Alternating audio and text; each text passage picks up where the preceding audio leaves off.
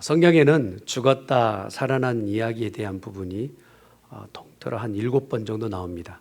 신약 성경에는 5번 정도 나오는데 그 중에 3번이 예수님께서 죽었던 사람을 살리셨던 그런 내용을 기록하고 계십니다.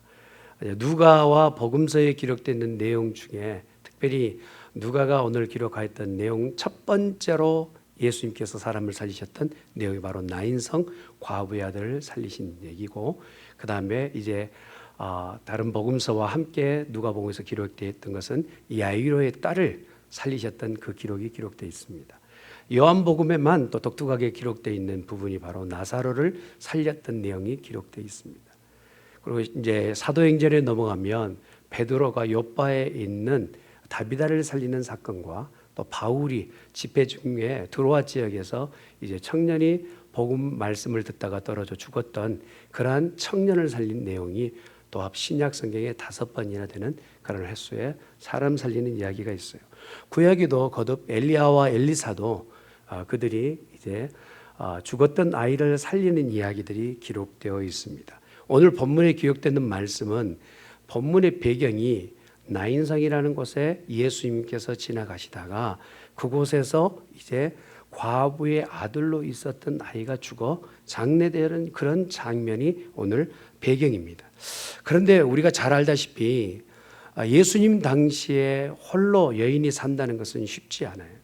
이제 남편을 여의고 혼자서 가게를 이끌어 간다는 것이 쉬운 일이 아닌데 거의 혼자 이제 아이를 키우다가 그 아이마저 죽었던 장면이 오늘 교차되는 장면이 나옵니다. 나인성의 예수님께서는 이제 들어가시고 그리고 나인성의 안에서는 장례 행렬이 밖으로 나오는 그런 장면, 죽음은 나오고 생명의 주인이신 예수님은 그 성에 들어가시는 장면. 그러면서 어쩌면 똑같은 그 시간에 예수님께서 그 교차된 장면에서 예수님의 모든 성경의 주인공이시지만 많은 사람의 관점은 누구에게 집중되어 있느냐면 자기 아들이 죽어 이제 매장되어질 장소를 찾아가고 있는 장례 행렬에 정말 슬픔 가운데서 극한 슬픔 가운데서 울고 있는 그 여인에게 모두가 집중되어 있는 배경을 가지고 있어요. 그도 그럴 것이 당시에는 여인에게서 가지고 있는 그 모든 어떤 권리나 가지고 있는 어떤 능력의 부분에서 남성이 책임을 지는 그러한 토대였기 때문에 더 그랬던 것 같아요. 이름 자체가요, 나인이라고 하는 뜻은 즐거움이라는 뜻입니다. 즐거움이라는 뜻을 가지고 있는 이 땅 가운데 이 여인에게 극히 즐거움은 하나도 찾을 수 없어요. 지금 아들을 장례 행렬 가운데 보내고 있는 이 장면은요, 얼마 전에 자기의 남편을 똑같은 이 모습으로 이제 장례를 치렀던 여인의 슬픔이 가득 차 있어요. 그러니 그 뒤를 따르고 있는 이 여인의 마음은 누구도 무슨 말로도 위로할 수 없는 그런 지경이 있는 거예요. 그렇지 않겠습니까? 이제 이사갈 지파에게 속한 그 후손들에게 주었던 이 땅이 처음에는 나에미라고 하는 이 땅이었는데 이 땅이 나중에 이름이 바뀌어서 나인이라는 땅이 되었다 합니다. 근데 이 땅은요, 이사갈이 처음에 받을 때 너무 기뻤어요. 너무 즐거웠어요. 이 땅의 후손들이 늘 기쁘고 즐겁게 살기를 원해서 이 이름을 나인이라 한 거죠. 근데 이 즐거움은 오늘 이 과부에게는 즐겁다는 이름 자체가 여인에게 더 큰 아픔과 슬픔의 이유가 되어버린 상황이 되어버렸어요. 당시의 사회적 분위기는 어떻습니까? 이스라엘 엄격한 북의 사회이기 때문에 사회적인 어떤 보호막이 남자가 아니면 여자 혼자서 자기의 권리를 주장할 수도 없어요. 억울한 사정이 있어도 그걸 가지고 재판장에 서도 누군가가 증인이 서줘야 되는데 2-3명 이상이 증인자가 돼야 되는데 2-3명 이상 증인을 세우기가 쉽지 않단 말입니다. 여자 혼자서 무엇인가 타당한 이야기를 해도 그 말이 재판장에서는 전혀 들려지지 않는 그런 권리가 침해당하고 있는 상황이에요. 거기다가 상속법으로 여인은 그 상속을 받을 수 없는 분위기예요. 남편이 죽어 그 재산이 자기에게 잠깐 와 있지만 이제 아들마저 세상을 떴으니 그 상속의 모든 부분이 이제는 물거품으로 다 가버리고 자기의 손에 쥔 것은 아무것도 없는 나인성 과부의 이 이야기는 지금 오늘 우리 경제적으로 자기 스스로 열심히만 살면 그것을 조금 살아갈 수 있는 그런 사회적 분위기가 아닌 예전 예수님의 당시에 이 여인은 장례가 끝나면 나도 아들 따라 가련다 라는 마음이 있을 만큼 극한 슬픔이었던 것 같아요. 그리고 이 관인, 예수님이 지금 그 보셨던 관은요, 부유한 자의 관과 달라서 가난한 자에게는 관이 뚜껑이 없어요. 우리가 보통 장례식에 비행하면 뚜껑을 열어놓지 않습니까? 그런데 보려고 열어놓은 것이 아니라 다들 힘과 여력이 없기 때문에 아들의 그 죽은 죽음 앞에 관에 뚜껑조차 닫지 못한 어미의 심정은 얼마나 슬픔에 극함에 있었을지. 그 뒤따르며 그가 사절하며 울고 있는 그 장면이요, 누구도 그 여인에게서 그 슬픔에 대해서 막거나 그 자제시키거나 할 수 없는 그런 분위기였던 것 같아요. 그래도 이 여인이 선하게 또 참 주위에 있는 사람들이 인정받게 삶을 살았던 것 같아요. 그가 죽음 가운데서 많은 사람들이 함께 했던 것을 얘기하고 있습니다. 7장 12절에 기록된 말씀을 같이 봅니다. 시작. 성문에 가까이 이르실 때 사람들이 한 죽은 자를 메고 나오니 이는 한 어머니의 독자요 그의 어머니는 과부라. 그 성에 많은 사람도 그와 함께 나오거늘. 인생은요, 어떻게 그가 살았느냐에 따라서 결과가 나오는데, 정말 그가 덕 있게 살았다면 장례식장에 가보면 그 사람이 어떻게 살았는지를 알 수 있어요. 그런데 오늘 보니까 아이의 죽음이고 청년의 죽음임에도 불구하고 많은 사람들이 이 장례 행렬에 함께 참여했다는 것을 보면 이 가정이 도덕적으로 옳게 살려고 발버둥했던 것은 사실인 것 같아요. 그 행렬 가운데서 이제 예수님과 맞닥뜨렸지만 이 여인의 눈에는 예수님이 아랑곳하지 않고 보이지도 않아요. 지금 자기의 눈에는 온통 죽은 아들만 눈에 들어오는 거예요. 그렇지 않겠어요? 슬픔 가운데서 누가 장례 행렬 앞에 막아서고 있는지 아니면 지나가고 있는지 관심도 없어요. 그런데 그 장례 행렬 앞에 다가와 자기의 귀에 한 소리가 들립니다. 그 소리는 너무 어미하고 근엄하고 따뜻한 음성이었던 것 같아요. 여인에게 이렇게 얘기합니다. 울지 말라. 울지 말라. 예수님께서요, 다른 성과 도시도 많이 돌아다니셨지만 복음서의 기자들이 다 장소를 기록하지 않을 때가 많아요. 그리고 그 장소에 대해서 굳이 그냥 병든 자를 치료했다 그 정도로 설명하시지, 오늘 예수님께서 가셨던 이 장소를 나인성이라고 기록하면서 다른 사건은 기록하지 않습니다. 오직 한 사람, 나인성의 과부만을 만나기 위해서 오늘 예수님이 와주셨어요. 놀라운 사건이에요. 그리고 그 여인 앞에 예수님께서요, 그냥 지나가실 수도 있는데 그 여인 앞에 눈을 마주치시며 그러면서 말씀하세요. 울지 말라. 그가 말씀하시는 이 말씀은 어쩌면 주위에 있는 일상적인 위로의 말과는 전혀 달랐던 것 같아요. 예수님의 한마디 한마디는요, 그 무게가 중심이 다르지 않습니까? 제자들에게 너는 나를 따르라 했을 때 그들이 가지고 있었던 그 재산의 모든 것을 다 포기하고라도 주님을 따랐던 그 말씀의 권위가 그 안에 있는 거예요. 한마디 하시면 그 말씀을 따르고 싶은 충동이 있는 거예요. 그런 말씀의 음향으로 오늘 여인에게 들려주십니다. 네 슬픔 안다. 네 그 고통을 안다. 네가 어떤 상황인지 안다. 그 모든 말씀이 다 응집되어 함께 짜낸 진액처럼 예수님 입에서 나오는 말씀인 것 같아요. 그러면서 들려진 말씀이 울지 말라 하십니다. 그런데 그냥 이 울지 말라 하는 말씀으로 주시는 것이 아니라 예수님께서 그 여인을 바라보실 때 한번 따라합시다. 불쌍히 여기시더라. 한번 따라합시다. 나를 불쌍히 여겨주시옵소서. 할렐루야. 이렇게 고백할 수 있길 바랍니다. 오늘 주님께서요, 이 여인을 보셨어요. 주님께서 그 여인의 슬픔을 보셨어요. 그리고 어떤 상황인지 다 보셨어요. 그런데 이 불쌍히 여긴다라고 하는 단어를 헬라어를 직접 보니까 스플랑크 니조마이라는 단어를 썼어요. 이 스플랑크 니조마이라는 단어는요, 배 안에 창자가요 끊어질 정도로 통증이 있는 그런 통증. 여러분, 제 모습이 조금은 이렇게 예전보다는 날씬해졌습니까? 아는 분들은 아시는데 제가 요즘 팥을 먹고 있거든요. 조금 날씬. 근데요, 갑자기 이렇게 식욕이 탁 땡기면 배 안에서요 막 이 속에서 조금 먹을 것을 보내라고 신호가 와요. 그 정도보다는 더한 것 같아요. 스플랑크 리조마이라는 단어는요, 내가 견딜 수 없어서 어떻게 몸을 비비꼬는 그런 상태의 슬픔과 아픔이에요. 예수님께서 그 여인을 바라보실 때 그냥 아이고 조상 났구나, 안타깝네, 끄덕끄덕하며 가시는 정도가 아니라 그 여인이 앞으로 살아갈 일과 지나왔던 그 숱한 어려운 시간, 가시밭길과 같은 그 암울한 시간들, 내가 견딜 수 없던 그 눈물의 시간들, 그 숱한 시간들이 예수님 눈앞에서는 주마등처럼 지나가요.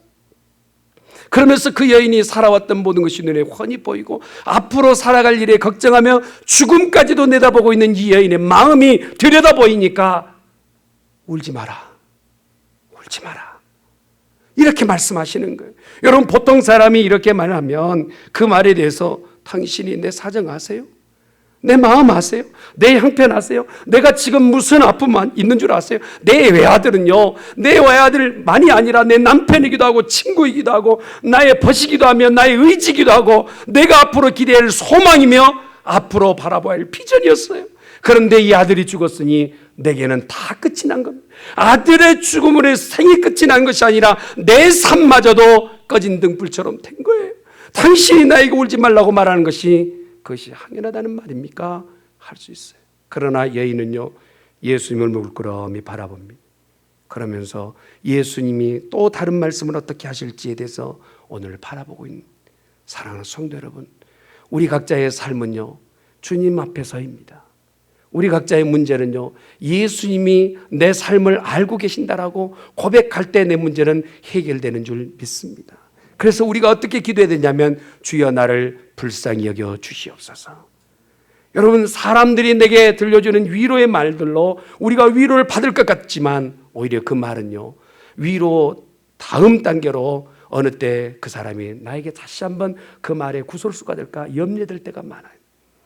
많은 것을 가지고 있다고 형편은 달라질까요? 오히려 여러분, 많은 것을 누리고 있는 사람들에게 그 시간이 끝나면 얼마나 큰 공허함이 있는지 들려보십시오. 내가 가지고 지고 있는 것이 내게 행복을 주는 것 같아 보이고 이것이 비관적 삶이 아니라 넉넉한 삶인 것 같아 보이지만 그것이 내게 다 줄 수 없는 형편이 이를 때, 현실을 자각할 때요, 결국 그는 더 극한 절망감을 가지게 된다는 것이죠.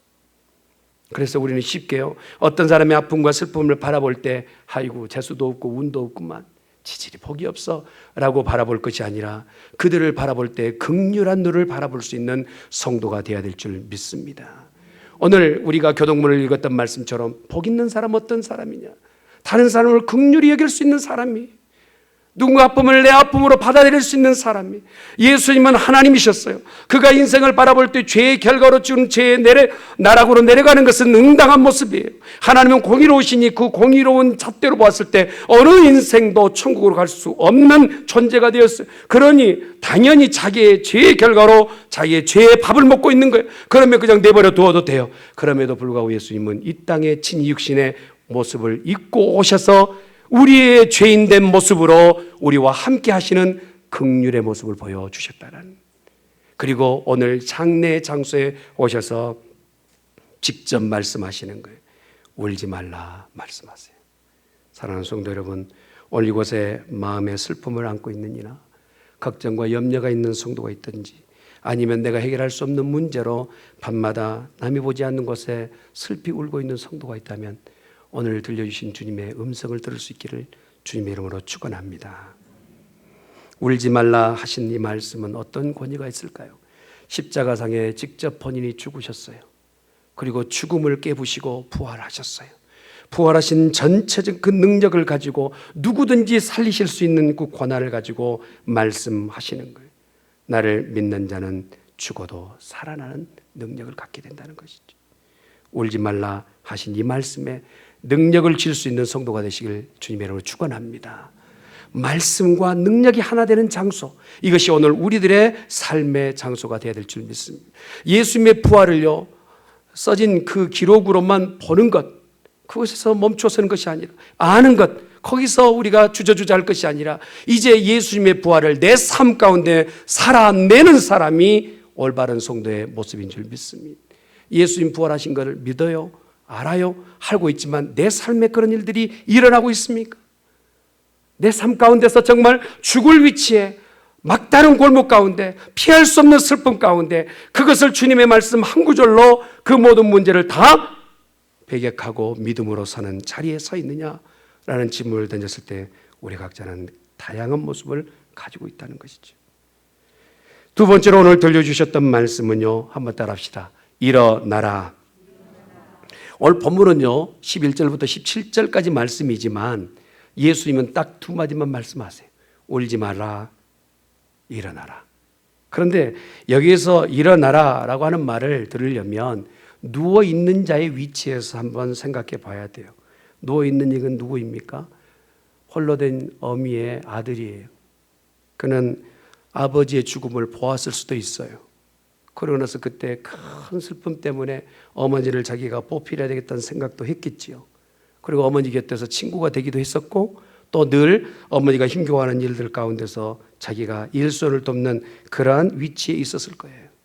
그런데 어느 날 자기에게 갑자기 밀려온 그 병마인지 아니면 무슨 일로 지금 이 생을 달리했는지는 모르지만 이 어머니 곁에서 늘 같이 있기를 소망하였고 어머니를 돕기를 원했지만 자기의 의도와는 전혀 상관없이 죽음이란 문턱을 스스로 뛰어넘을 수 없게 된 거예요. 청년은 지금 이제는 다시 일어날 수 없는 죽음이라는 것에 누워있고 관 속에 갇혀 있습니다. 누군가가 들려줘도 듣지 못하고 일어나라고 어머니가 슬피 울어도 그 말이 들리는지 들리지 않는지 일어나지 못하는 상황, 그곳에 있습니다. 이것이 바로 인생이 죽음 다음에 일어난 일입니다. 사랑하는 성도 여러분, 우리에게요 죽음을 보여달라는 사람들이 많이 있어요. 내가 한번 보여주면 믿겠다라는 사람들이 있어요. 그러나 여러분 꼭 가봐야 되겠습니까?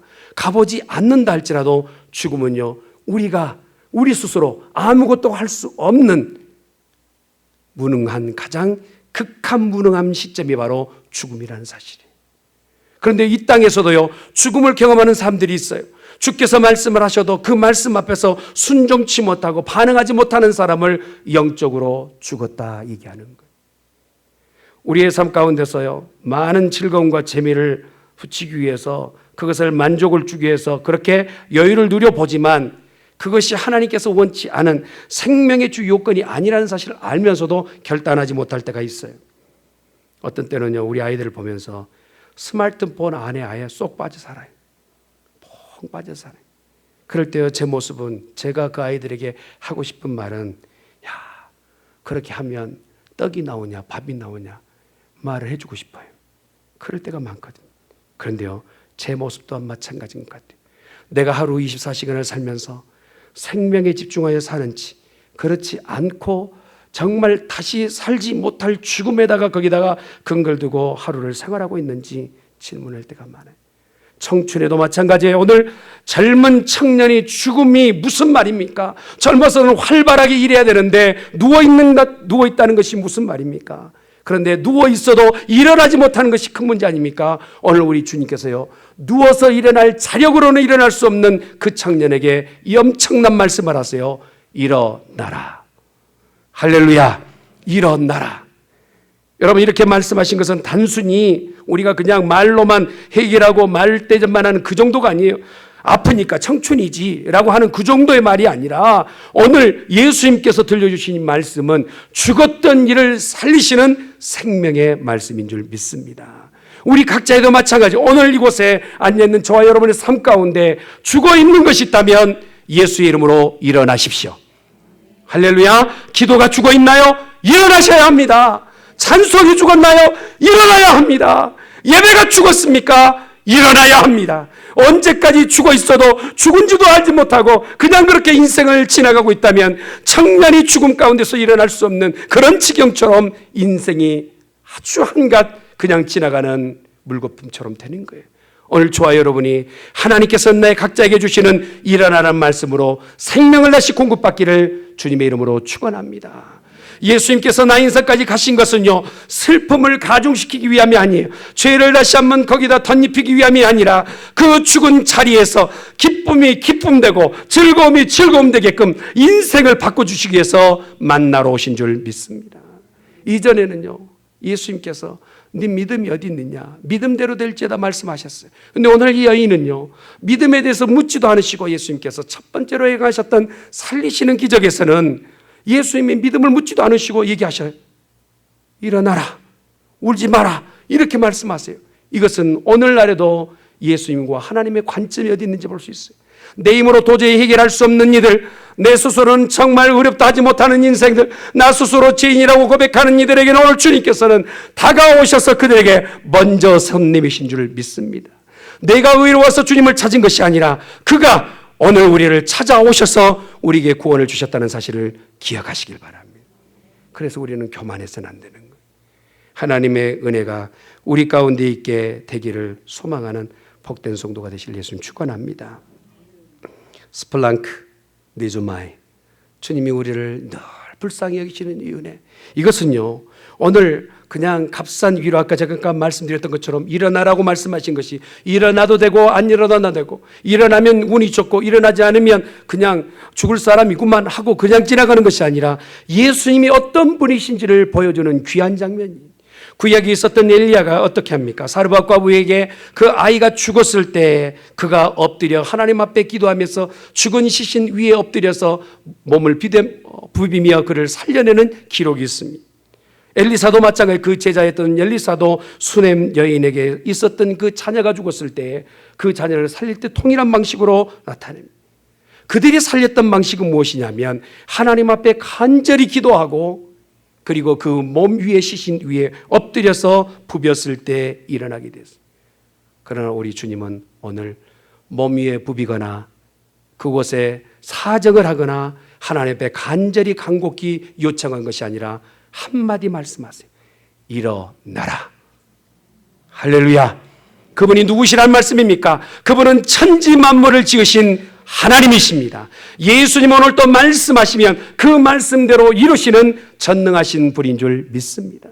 그래서 그 입에서 나오는 말씀이요, 오늘 죽었던 자도 살리는 귀한 역사가 있게 됐다니, 이런 일들로 보았을 때 주위에 있는 모든 사람이 너무 놀라는 거예요. 16절에 기록되는 말씀을 같이 보도록 합니다. 시작.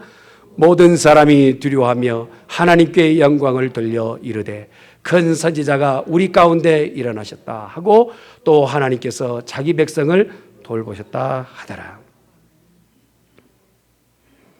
나인성 과부가 처절한 절망과 고통이 있을 때 남편 앞에 아내로서의, 자식 앞에 부모로서의 죽음의 길을 막을 방법이 전혀 없고 속수무책이고 인간의 힘의 한계를 느끼고 도저히 그 죽음은 뛰어넘을 수 없는 너무 높은 장벽이라는 것을 깨닫게 되었을 때, 과학의 힘으로도 죽음을 뛰어넘을 수 없다는 것을 인정하게 되었을 때 그 무능한 존재인 것이 자기 스스로가 알게 된 것이, 그때요 통곡하던 그 여인에게 들려진 한마디의 말씀, 일어나라 한 말씀은요, 오늘 그 사건을 보는 모든 사람들에게 처음에 일어나기 전에는 야 무슨 일이 일어나겠어 하겠지만 죽었던 이는 살아나는 역사가 있게 되었다는 것입니다.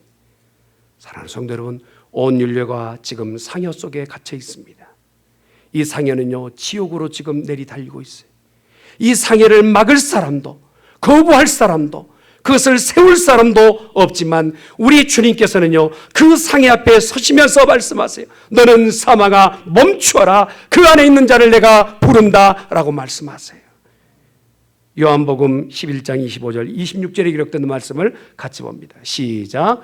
예수께서 이르시되 나는 부활이요 생명이니 나를 믿는 자는 죽어도 살겠고 무릇 살아서 나를 믿는 자는 영원히 죽지 아니하리니 이것을 내가 믿느냐? 여러분 이 사실을 믿으세요? 아멘. 우리가 지금 누워있는 이 상여와 같은 인생의 모든 결과에 우리 주님께서 미리 거기에서 멈춰 서게끔 하시고 청년에게 명령하신 것처럼, 청년아 일어나라 하신 것처럼 우리를 예수 믿는 자를 일으켜 세워주시나요? 어느 때요?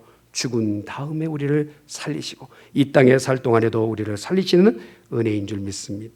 요한복음 14장 6절의 말씀 보십시다. 시작. 이르시되 내가 곧 길이요 진리요 생명이니 나로 말미암지 않고는 아버지께로 올 자가 없느니라. 아멘.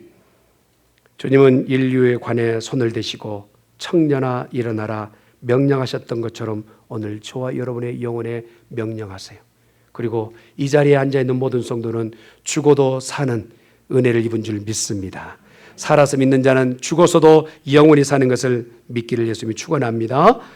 인류의 죄값은요, 말할 수 없는 큰 저주와 질병과 가난과 악한 마귀에 헐떡거리는 그 숨소리를 들어야만 되는 인생이 되어버렸어요. 그것을 다 제어할 수 있는 오직 유일한 힘은 우리 주님 입에서 나오는 말씀인 줄 믿습니다. 지금도 우리 주님이 말씀하세요. 네 절망이 무엇이냐? 네가 지금 고통하고 있는 것이 무엇이냐? 네가 실망하고 있는 것이 무엇이냐?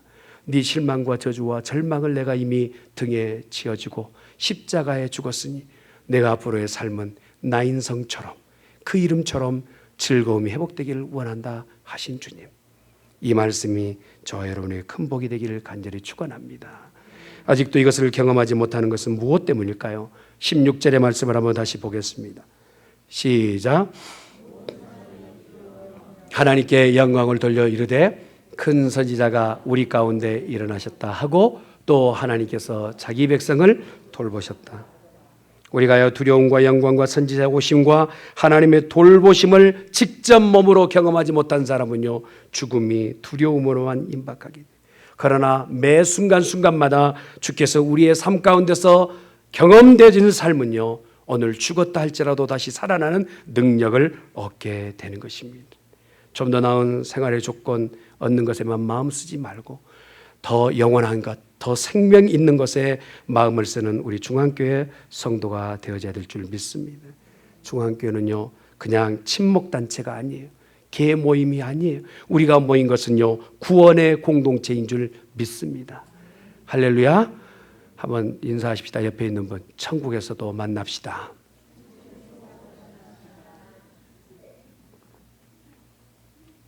네, 천국 가면 세 가지 놀랜다지 않습니까?